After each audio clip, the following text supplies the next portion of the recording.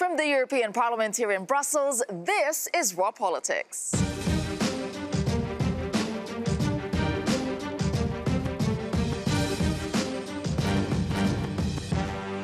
Thank you for joining us tonight, and this is what we have on the program for you. Parade backlash. The EU slams a Belgian parade featuring anti-Semitic caricatures, blackface and KKK-like costumes. As gender balance, should all male nominee lists be banned for top jobs at EU institutions.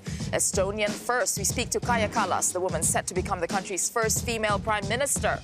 Far-right fuel is the debate over Catalan Separatism feeding support for Spain's Vox party. And Orban ultimatum. Say sorry or get out. The message from Manfred Weber to Hungary's leader. All right, it is time to meet our panelists this evening. Joining us tonight, we have Dharmendra Kanani. He's Director of Insights at Friends of Europe. Dharmendra, which of these stories are you watching very closely? I'd like to combine the gender balance in Estonia first. I think they're both linked. So I'd be kind of interested in that. Very interesting. All right, and joining us tonight also is Mark Demesmaeker. He's a Belgian MEP with the European Conservatives and Reformists group here at Parliament. Mark, good to have you again. Which of the stories are you watching? Well, being Flemish, I'll try to explain you what Flemish Carnival is all about. And I was attending the Vox conference today with growing anger, so I would like to elaborate on that as well. Hear what you'd have to say on both topics, in fact. All right, and joining us tonight also is Julia Moser. She is a hate speech advisor at a non-profit organization, CEGI. What about you, Julia? Hi, I'm looking forward to discuss the Belgian parade. The Belgian parade, indeed. That is exactly where we are beginning our story tonight. It's one of those stories that still sounds pretty extraordinary. No matter how many times you hear it, it still does sound like that. A float featuring giant caricatures of Orthodox Jews sitting on piles of money was allowed to parade through the streets of a Belgian city last weekend. The Jewish groups, they were quick to argue that there's simply no justification for these stereotypes to be on public display under any circumstances. The group behind the floats say they didn't intend to offend anyone and that the Carnival parade is simply a festival of caricature. But the Ulst Carnival did not stop at Jewish stereotypes. You can see on your screen it featured people dressed up in what looked like KKK outfits as well, while others were wearing a blackface. Now, the EU Commission responded to the Carnival parade, which took place just a couple of dozen kilometers from where we are here at the Parliament. Let's take a listen to what they had to say. It should be self-evident that such images parade in European streets. It is unthinkable that these images parade in European streets 74 years after the Shoah. As always, of course, it is for national authorities to take action on individual cases on the basis of applicable law. The Commission's position is and will always be very clear. We stand firmly against all forms of anti-Semitism. All right, now let's just put a little context here, because this carnival, it is a yearly carnival here in Belgium. It is UNESCO-listed intangible cultural heritage. Before I go to you, Mark, I know you're Belgian. Just when you look at those pictures that we saw earlier, is there a place for something like this in modern Europe, and knowing the context that this is happening in? I guess I'll go to you first, Julia. So yeah, I think what is important to highlight is why it's offensive and extremely offensive for Jewish communities and Jewish people, because the stereotypes that we see there are age-old. They started in the Middle Ages. We saw them in the pogroms at the end of the 19th century, through the Nazi era. Even today, when we open social media or the internet, we see conspiracy theories about wealthy, greedy Jews that are globally controlling the world and economy and all that. So it is still nowadays hurtful and impacting Jewish communities and individuals, which is the reason why we find it extremely upsetting to see it. Yeah, and that was portrayed. It was not just, you know, that anti-Semitism float. We saw, you know, those white hoods, and then we saw pictures of black faces. Okay, Mark, I'll go to you, because this is a Belgian carnival. So this is a reaction from someone, you know, who would be watching from the outside. You know, it's quite extraordinary. So yeah, which I understand. Put it in context. Yes, but I understand, and let me say first, anti-Semitism is a growing problem. We should denounce it, like homophobia is still a problem, and so on. But of course, your reaction is of one that didn't see the whole carnival. It's a bit out of the context. You should see the whole carnival, and then you should understand what this is all about. These are three-dimensional caricatures, and it's a very special carnival. I live in Halle, which is another city that has a carnival as well. the nicest carnival of all, of course, but no, this is quite different. It is a special kind of satire and humor. And they laugh with everything. And, also with politicians. I can see my own caricature there, or my party leader, religions, and they can all feel offended, of course. Yeah. But they are not. Not one of the 80,000 people who attended the carnival had a problem with any of this. Just to add to what you're saying, because we did get in touch with Aalst mayor, and he said that the carnival is satire, and it's only ever been censored once, and so basically it was a Dutch statement. He was saying that people are essentially taking it a little too seriously. Are they, yes. Dharmendra? So you think you agree with that, but absolutely. I would disagree. Don't forget, Aalst has this every year, as do many parts of Belgium, but also parts of Europe have these festivals. In Scotland, I remember being at the head of the Commission on Racial Equality, where we banned such festivals because they carried, people dressed up as gollywogs, for example. Culture and tradition can't be hiding places for racial satire and racial stereotyping in the times we live in. We also know these are meant to be community festivals. How can a community festival have the kind of images you've seen? But also, think for a moment, the children that watch this, that will go into classrooms, will see people of difference and call those people different names. There's a link between those things. They will see lots of other caricatures as well. No, indeed. Yeah, you should see it in the context, and it is not meant to hurt anybody. It is not meant to stigmatize. But when you look at those carnival, figures, and it is, with all due respect, when you look at those figures, you can debate on whether this is good taste or not good taste, but you cannot censor a carnival. Okay, let me just bring... This will just not work, I think. Okay, before I let you speak, Julia, because let me just bring in the fact that UNESCO did list it as a cultural heritage, so there's to your point, but they also issued a statement today saying UNESCO condemns the racist and anti-Semitic representations at the carnival in Aalst. So they issued that they said that the indecent caricatures go against the values of respect and dignity embodied by UNESCO. So there's the 2 points. Sure, it's culture, there it is, they're backing it, and but culture and tradition evolve. We live in a modern 21st century society where we've learned the lessons of what that kind of imagery does in terms of racial violence and discrimination. Don't compare, please. This is the wrong comparison. This is comparing apples with lemons, really. This has nothing to do about putting stereotypes there in the market. It's a carnival. You can see caricatures of priests, Catholic priests, of nuns. Should they be offended as well, then? Is it also targeting... Okay, no, Julia, it jump is in. not. I just want to add, in terms of context, because as for the Jewish community, what we see is rising anti-Semitism. So, of course, when we see the statistics, when we hear stories from our friends and other organizations, we all realize that this is a reality for many people now. And when we see imagery like this, we're all reminded that it's being recycled and it's there all the time. So in terms of looking at, but let's take that I understand that the intent there is not to cause offense, but it's also not the first time that it happened during the Aalst Carnival. It happened 5 years ago when they had the Nazi wagons. I think uniforms were there as well. Intention is not the issue. Okay. Intention is not the issue, it's the impact. And whether you believe it was not motivated, it's not meant to be offensive. The reality of the world we live in is that those stereotypes, when you look at those images, just that it might have been acceptable at some point in history, but not now. You know what I mean? Sure. We know what the impact of those images are. And all of those people in that community that are trying to celebrate community, what kind of images and messages are you giving to generations and your community about what you think is acceptable? And in terms of impact... But to be honest, then you have to ban the whole carnival. Because they are laughing with everything. They are not targeting one special part of the population. But does that make it okay? If we're racist towards everybody, that's fine because we're racist equally towards each other. It's not about racism. It's not their intention to be racist. It's their sense of humor and of satire. Okay. But I think I think it's an important question. I'm sorry to interrupt. Whether there's this message that they wanted to transfer, which was about things are getting more expensive. This is not what these people are concerned with. They are trying to build a party.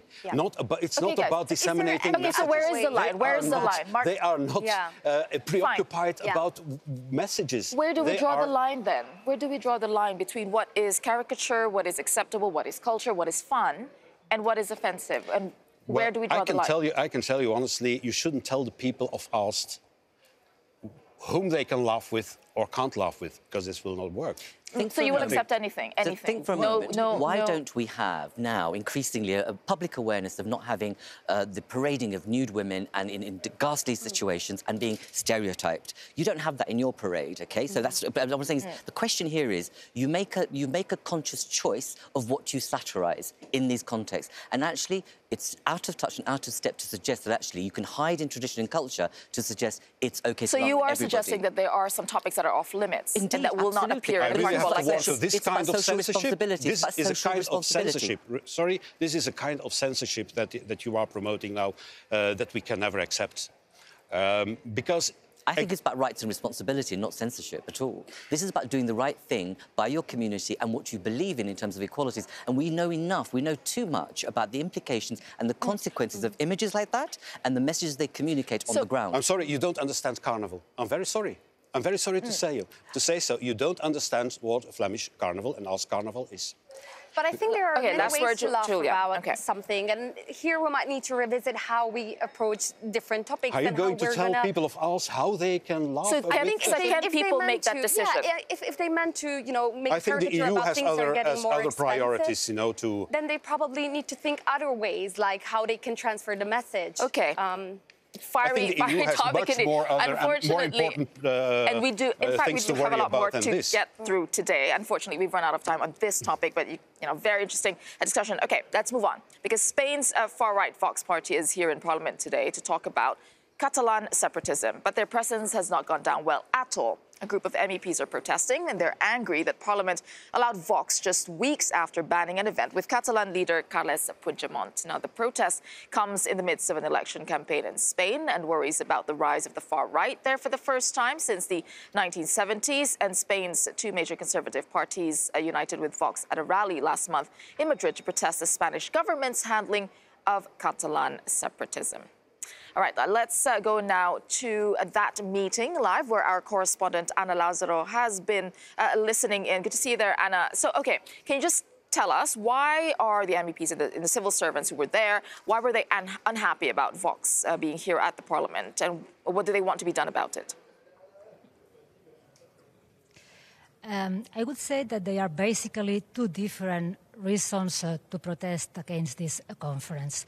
The first one is because they do not want to see a political party that has very close links with the far right being present here in this building. They say that this is a political party that not only is against migrants, is not only against refugees, is also a political party that is against the LGBT movement and against the feminist movement. So they say that it's a shame that they have the right to spread these ideas here. But there is a second reason, and I would say that this one is much more relevant for the protest here today and is linked to the Catalan crisis. Just 1 month ago, there was another conference that was announced on the same topic, but the guest was a very different one. It was Carles Puigdemont, the former president of Catalonia, an independentist leader. And that conference was banned. So they do not understand this double standard, why this conference today by the far right is allowed, and that one by the independentists could not be held. And they say this is motivated for political reasons. All right, thank you for that, Ana Lazaro, our correspondent there. And joining me now in the studio to discuss this is Jordi Soler, a Catalan MEP who sits with the Greens EFA group. All right, thank you for joining us today. So, you know, we saw Ana explaining there the context of what is happening here. What is your position on Vox being here to talk about Catalan separatism? And former leader Carles Puigdemont, Quim Torra, were not allowed in here. Well, it wasn't only the former Catalan president, Carles Puigdemont, who was banned from holding a conference in the European Parliament. It was also the current president of Catalonia, Mr. Torra, who also was banned from holding this conference. So, which is my position on this double standard. But do you think it is a double standard? Is it a double standard? Of course it is. Because why? I mean, I'm glad that we can talk about Catalonia in the European Parliament from different point of views. But then I ask myself, why it is a security problem that the current president of Catalonia that was a reason that was given by the Parliament, holds a conference here, and it isn't a security problem for a far-right party which is part in the trial, in the shameful trial taking place today, for example, in Madrid, in the Supreme Court. Indeed. And the lawyer, and one of the lawyers that is accusing the defendants is Mr. Ortega, the Secretary General of Vox, who is right now holding a conference in the European Parliament. So he has two podiums. He has one podium right now in the European Parliament and the other in the Supreme Court in Madrid. Okay, and Mark, you were there as well today. Yes, and with growing anger, yes, I was present there, yes. Why? Well, because I agree with Jordi, there are double standards. My party tried to organize this conference with the two Catalan presidents, and we were not allowed for security reasons. Why? Because there were some hysteric reactions of some Spanish members here, and then they decided, whoa, there is a security problem. We haven't protested in advance against. Listen, I'm a conservative as well, but I'm a Democrat first of all, and this is important. All my political actions and points of view, I always weigh them up against democratic values, values of humanity, human rights, and civil rights, and that's why I'm so angry that. Yeah. Okay, I understand the double standard, but do you think that the anger towards the Vox being here is more than just about the double standard, that the fact that they're a controversial party, I think it's the role that they're playing in Spain? I think it's twofold. When you think about the evolution of the European Union and what it stands for, this party is completely in contradiction with those principles and the value base of what binds this union together. Absolutely. So there's a fundamental issue about how a political force that fundamentally questions why this union exists in the first place. But the second thing is that about transparency. So you can see politicians really irate about this because there's no sense of justification, rationale or transparency about how those decisions are made. But the third thing for me is it's almost like here we're throwing a political grenade back into Spain, where it's so vibrant and actually volatile, and actually doing this sends the most incredible double standard message back in. But it is the equivalent of throwing a political grenade back into Spain and saying, go play with this now. And I think that's irresponsible. That's why we need greater responsibility here about the choices and the decisions that are being made to allow one group to do this and not the other. Yeah, and would this be fueling far-right support in Spain, what we're seeing happening here, playing out here in Brussels? What do you think? Well, they are giving an opportunity to a far-right party to express their views, whilst at the same time the same opportunity isn't given to democratic people to legitimate representatives of the people of Catalonia. Would that not actually work in the favor of those who do not like Vox? Wouldn't there be a backlash in Spain? I don't know. I hope there could be a backlash, but in any case, I'm convinced that this is publicity for this party. Yeah, and especially because, you know, the motto of this European Union is unity in diversity. Exactly, yeah. This is something that they fight against in their own country. We're fighting, we stand for the, basic human and civil rights. This party is a private prosecutor against elected politicians.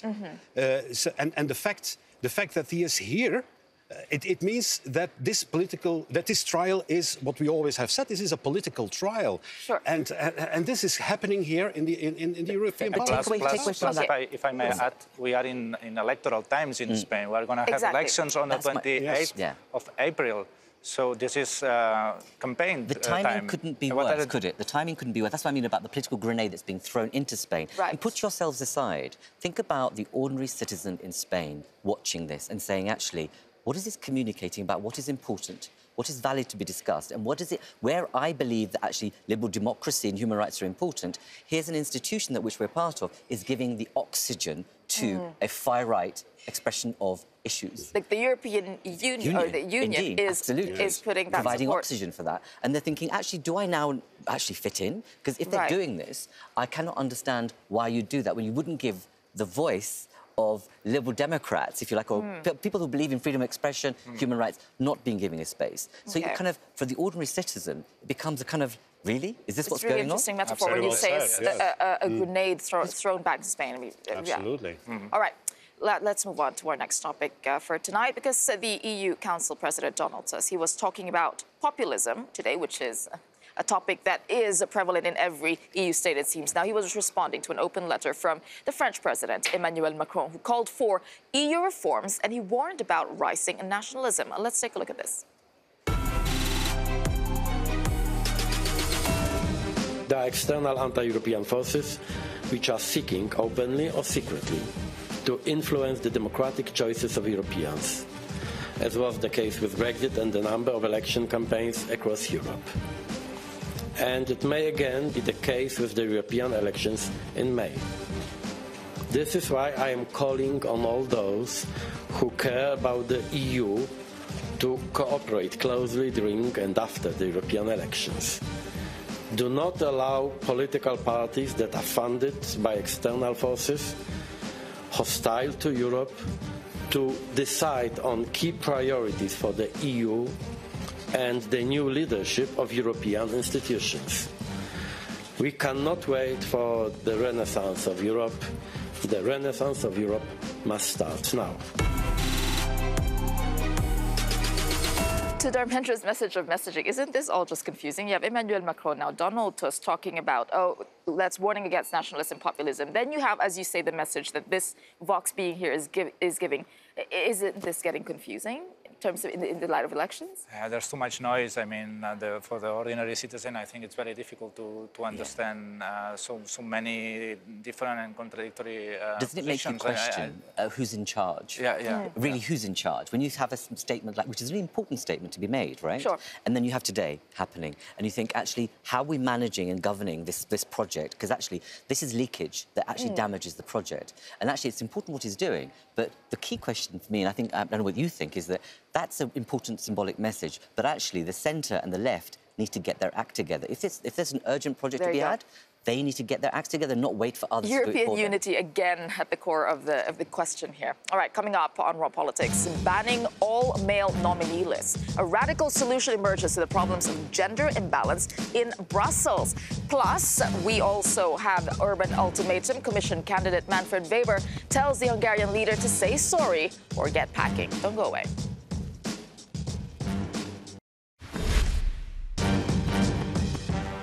Welcome back to Raw Politics. Now, the Economic Affairs Committee is set to rubber stamp 3 nominations for top jobs, but for some, there is a glaring problem. They're all men. So the Greens are calling on group leaders to reject the nominations. And in a letter to Parliament, the President, Antonio Tajani, the party says the nominations are, quote, inconsistent with the repeated statements made by both the Council and the Commission on the issue.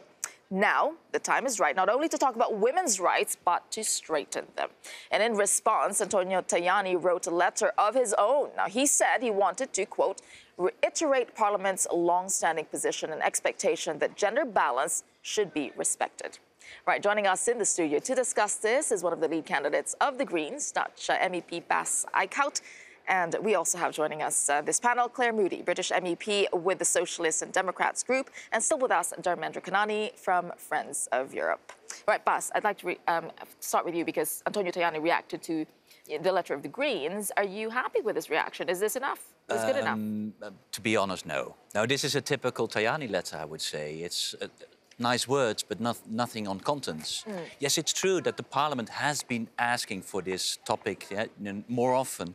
But every time we ask, it's another man. Oh, it should be also, we should have a woman. OK, next time.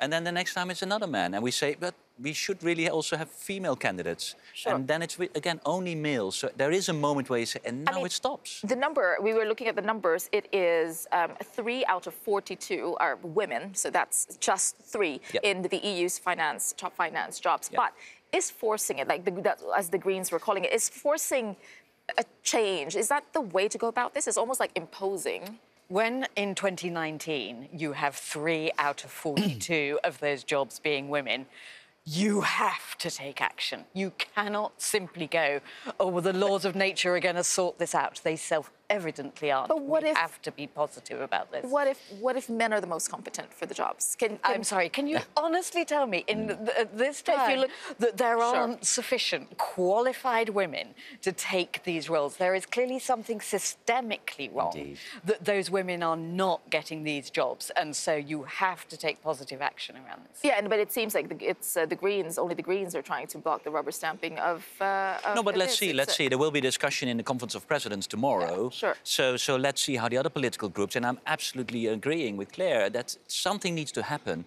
and it's a systemic problem. Always they say, yeah, but we go for quality. Right. So what do you say then? there are no qualitative women on there. That's nonsense. They are there, but you're just not looking at them. Yeah, but are quotas the right way to go about it? Like, we are at this point where we're choosing for top jobs, and when we reach this point with no women, is that where the problem is? It's systemic, as I agree with you, Claire. Listen, the reason why we have discrimination legislation on race, gender, equality, per se, this union has actually promoted that, right? Absolutely. For member states. It's out of touch to be in this century, in this date, and have 3 men up for this particular role.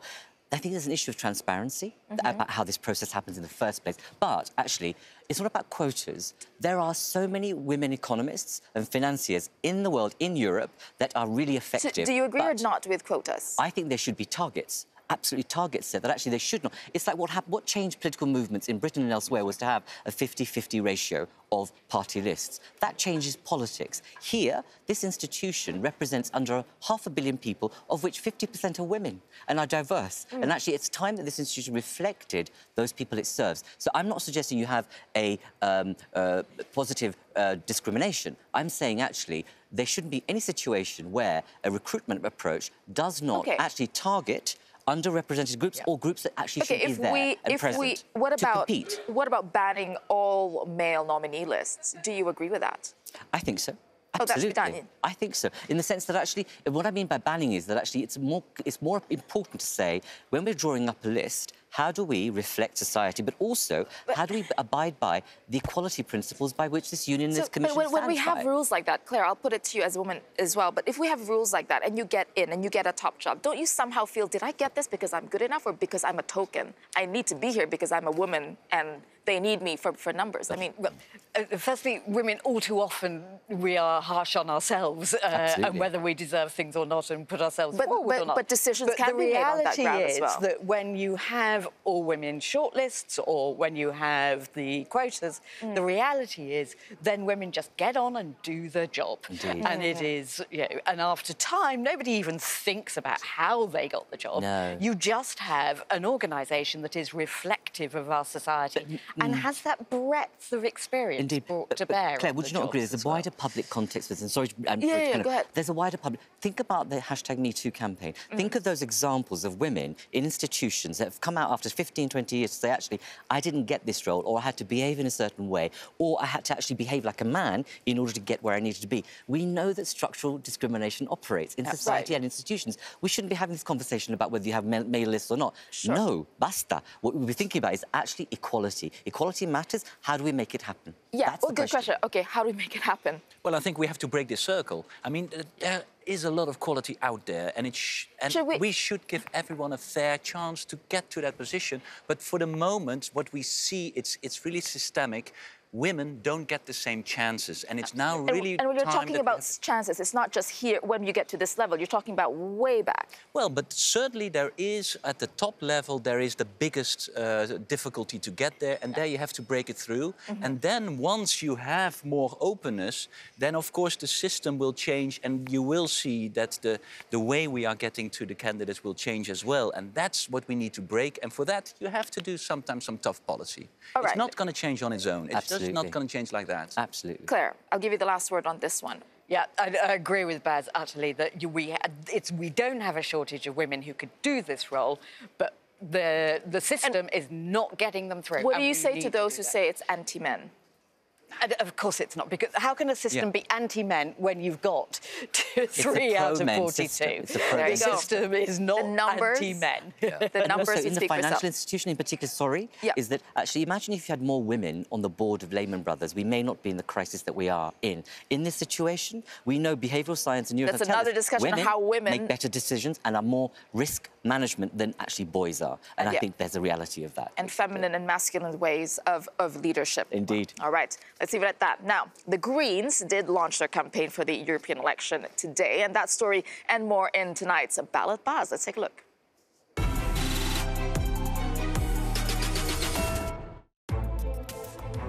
Blue skies in Brussels, but green is the color of the day here. as the European Green Party sets out its campaign priorities for the European Parliament elections. As you might expect, bread and butter green issues take top spot. What kind of Europe do we want? We have a battle to fight for a better future. But, a sign the party is reaching out beyond its core voters, it will also be campaigning on access to education, a minimum income, and, as the EU battles with Hungary, the rule of law.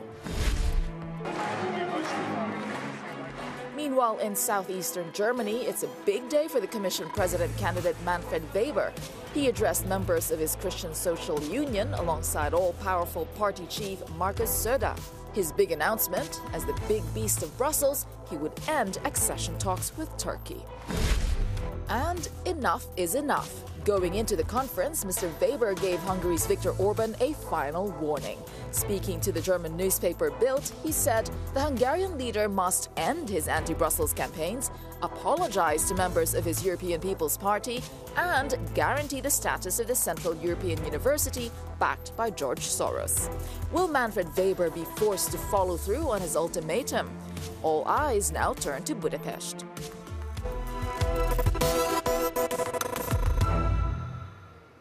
Right, so we saw you, Baz, there, you know, the Greens launching their campaign today. But I do want to ask about Viktor Orban. Is sorry enough? No, but if you read the letter, I think your summary of the demands of Manfred Weber is a bit of a tough summary, because if you read the letter, what he's saying is Orban should revoke the posters with Juncker. So apparently a poster with any other European politician is fine.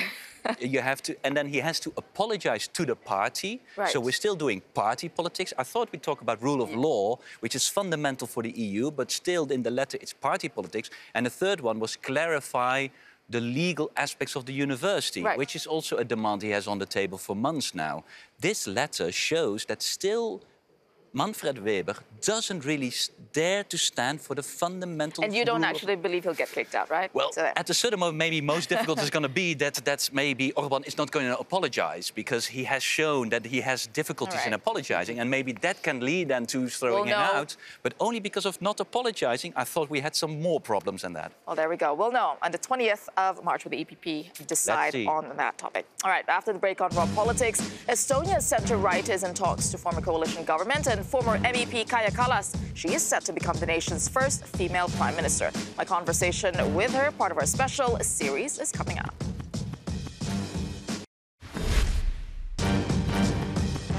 Welcome back to Raw Politics. 3 days after Estonians went to the polls, coalition discussions started today to form a new government. The centre-right Reform Party took the most votes in the election on Sunday, but not enough for an outright majority. Well, they are now in negotiations with the runners-up, the previous ruling Centre Party. And this woman, Kaja Kallas, she is on track to become the Prime Minister. At 41, Kallas is a former lawyer and MEP, and she would become Estonia's first female Prime Minister. Right, we've been speaking to prominent women as part of our special series leading up to International Women's Day. And earlier today, I talked to Kaja Kallas from our studios here in Brussels. You had given an interview this week to local media, and you were saying that during the campaign period, you were asked to be more masculine. Tell us about that. That's true. There, of course, were a lot of advice, and there were times during the campaign when the polls didn't show us very good results, and of course there was a lot of pressure on me that I should do something differently. And so there were good people who gave advice, and it was a good. I mean, they meant well. They gave me advice like, wear trousers, cut your hair, be more aggressive, speak with a lower voice, all those things, which to me sounded like be more masculine. So I was wondering that it might be just that as the leaders of our country have been mostly male, then, people see me and think that there's something wrong with me because I'm different, but there's nothing wrong with me. I'm just from a different gender. Yeah, are you surprised that this is even an issue, that people actually think that or say that to you in 2019 in this modern day and age? Well, I think when I was in the European Parliament, then I didn't think about my gender at all. When I was in debates or speeches that I was asked to present, I didn't feel that there is a difference. But when we came back to Estonia, it was that I felt that I was also judged quite a lot for being not for being a woman, but being different in that sense, that the gender became an issue. So that was actually a bit surprise to me. Do you think that quotas is the answer to this lack of gender parity, especially here at the Parliament? I don't think the quotas is the answer. I think the Estonian election results shows that as well. I am here with no quota, and there is 29% of women elected to this parliament. So it's bigger than ever before. Of course, it's not 50%. So we are working towards that, but I still think that the quota, it actually is not for the benefit of women. If it is, voluntarily, like for example, Norwegians agreed that for their boards, they just started to elect at least 40% women, but it was not the rule, as I understood. But it was a sort of agreement between the companies that we shall do this, and after some time it became the normality. All right, I do want to ask you about Estonian politics, and you were saying that you're working on forming a coalition. Now, the far right, the Conservative People's Party, they did gain seats, 7 to 19 seats, that is, and that's getting a lot of headlines. Obviously here in Europe. What do you think is driving that? What drove that jump from 7 to 19 seats? We have to analyze that, but I think the trend and the tendency is the same as in every other European country. We have to look what we have done wrong.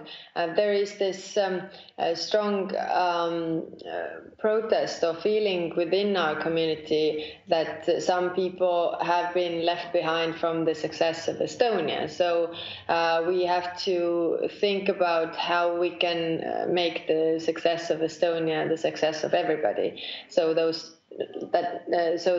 nobody feels left behind. We are yet to analyze. I think the reasons are different for the electorate, but the bottom line is that they don't feel part of the big success of Estonia, I would say. All right, joining me here still with us is Dharmendra Kanani from Friends of Europe and British MEP Claire Moody, and also with us, Shona Murray, our Brussels correspondent here. Shona, I'll start with you because earlier we were talking to Claire about quotas for women, and here we have Kaja Kallas saying she doesn't believe in quotas. Well, Claire does. Do you think it is effective to deal with the gender equality? It's an unfortunate thing, but I think most people would say that in order to accelerate the presence of women in politics, in cabinet, wherever else, you have to start with something like a quota system. Maybe not, quotas within the cabinet, but at least within the political parties, so that there's enough women who are actually out there who can be voted in, and at least start that way. But it's great that she didn't have to use the quota system. However, she was told to lower her voice and be more aggressive. Yeah, and wear pants or cut your hair short. And, why do you think that happens? Because she said that happened when she went back to Estonia. Why is there such a big difference between what's happening here in Brussels, in Parliament, and national parliaments? Firstly, I want to congratulate Kaja for her election, and I'm really pleased to see that she's looking like becoming Prime Minister. And she also talked about this in the clip, about the fact that the model for leadership is a masculine model.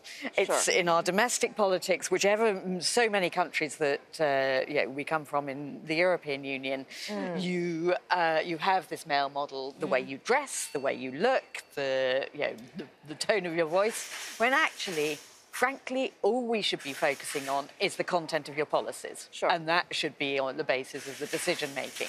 And if you've got to get over this additional hurdle of what you look like, it be... And I think you have the rise of the strongman as well. We talked about last week. You know, at the same time, there is a rise of people actually calling for more authoritarian male figures. Yeah, and on that, just a quick comment from you, Dharmendra, because in terms of content and policies, we were talking about the far right, and she was saying, well, the problem there is we need self-reflection.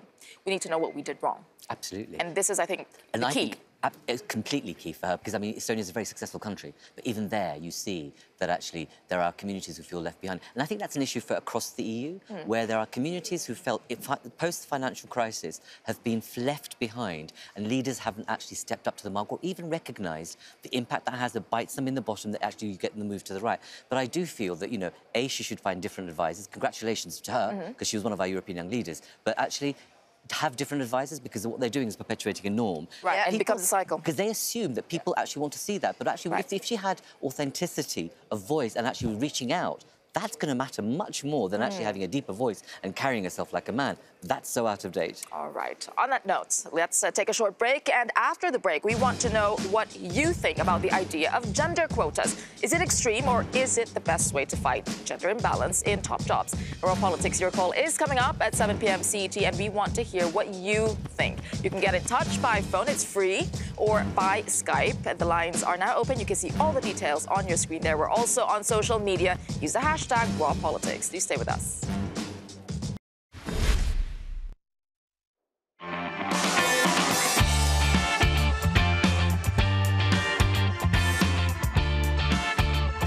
Who needs to be saved is Macron. This is a really serious threat when you're saying this, because you're undermining our democratic system. The only thing that would save Europe is if Europe faces the world united. We need to be united and develop our technology. I mean, are we seriously in Europe going to put our trust in a communist regime? China is trying to become a global economic power. Thank you for joining us tonight, and do join us again tomorrow. Bye.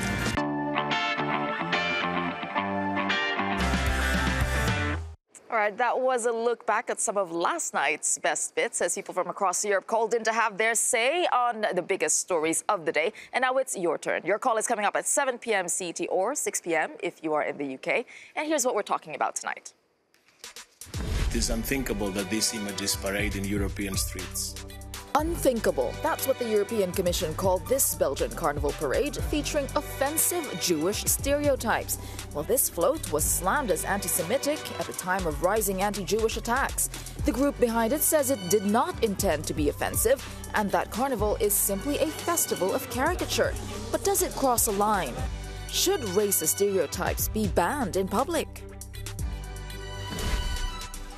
Just 2 days before marches to mark International Women's Day, and gender balance is hot on the lips of politicians in Brussels, with the Greens calling for all male candidate lists to be banned for top jobs at institutions. An extreme idea? Or does Europe need gender quotas for top jobs? And time's up for daylight savings time, at least in the EU. MEPs have voted to end the mandatory biannual change in 2021.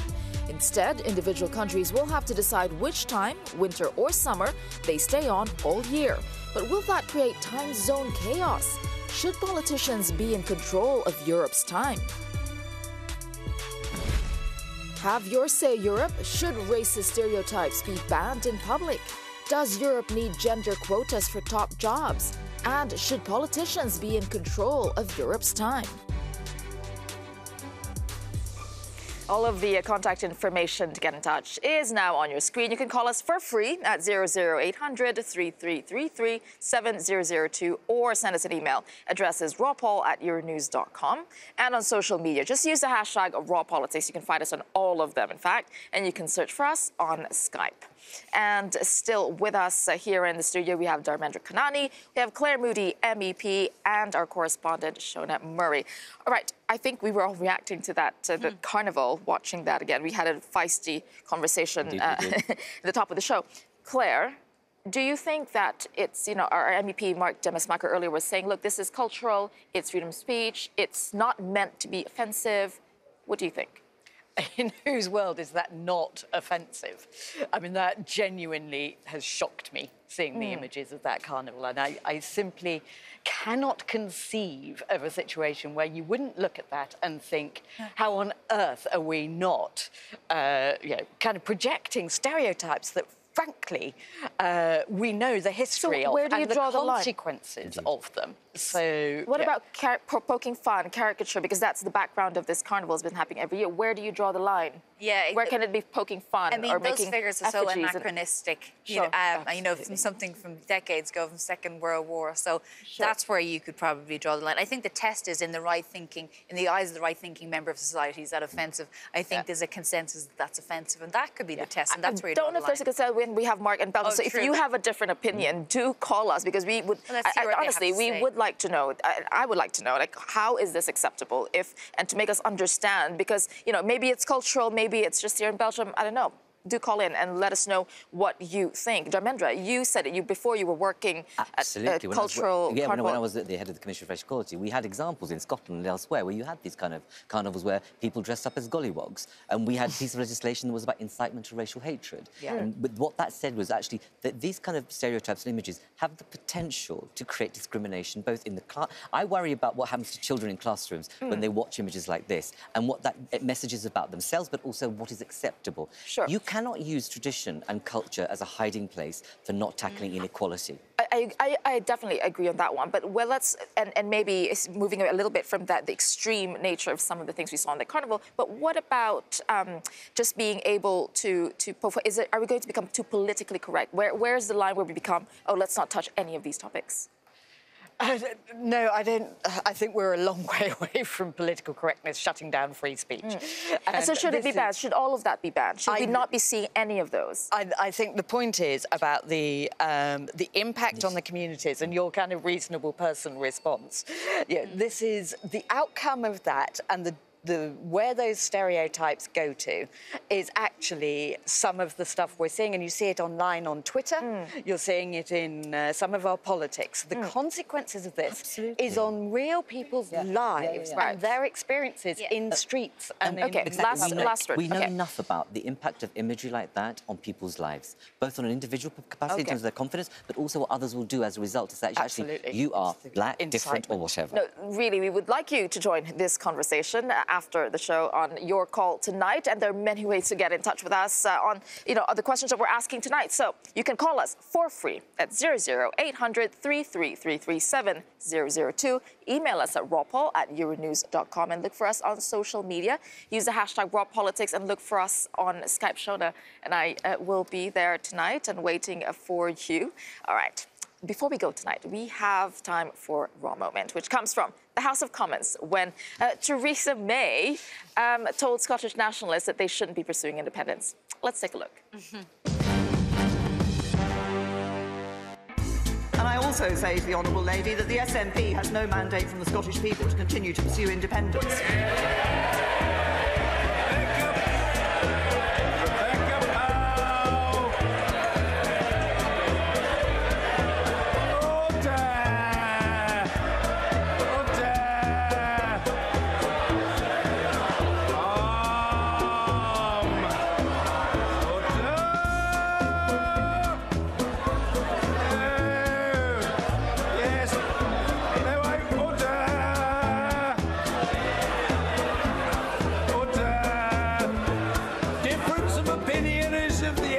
Of politics.